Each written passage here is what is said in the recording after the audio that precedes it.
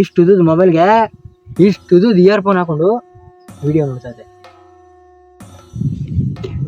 Action ನೋಡು.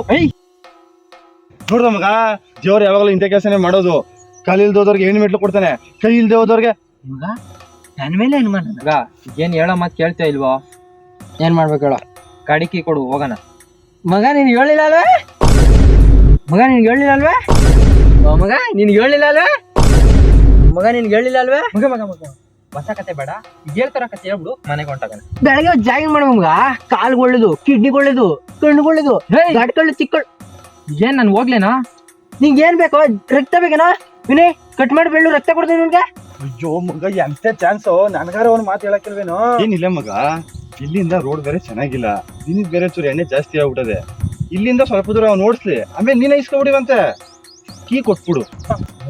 ನಿನ್ನದು ಕಾಮಕ ದೃಷ್ಟಿ, ನಿನ್ನ ಮಾತನ್ನು ನಾನು ಒಪ್ಪುವುದಿಲ್ಲ. ನಿನ್ ಕತೆ ಕೇಳೋದಕ್ಕೆ ನಿನ್ ಜೊತೆ ಗಾಡಿಲಿ ಬಂದ್ ಸಾಯ್ಬೋದು, ನೀನೇ ಗಾಡಿ ಓಡಿಸ್ ನಡಿಯಪ್ಪ. ಸ್ವಾಮಿ ಇವತ್ತೇ ಲಾಸ್ಟು, ನೀನ್ ಯಾವತ್ತು ಕರೀಲೂ ಬೇಡ್ರಿ, ನಾ ಬರೋದು ಇಲ್ಲ.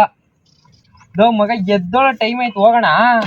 ಮಗ ನೀನು ಗಾಡಿ ಸ್ಟಾರ್ಟ್ ಮಾಡು, ನಾನು ವಿನಿಂಗ್ ಕರ್ಕೊಬತ್ತೀನಿ. ಅಣ್ಣ, ನಿನ್ನೆ ಇಬ್ರು ಕರ್ಕೋಬೇಕು ಅಂತವ್ರಲ್ಲಿ ನೀನ್ ನನ್ನೇ ಕರ್ಕೊಯ್ತೀನಿ ಅಂತೀಯಲ್ಲ ಅಣ್ಣ.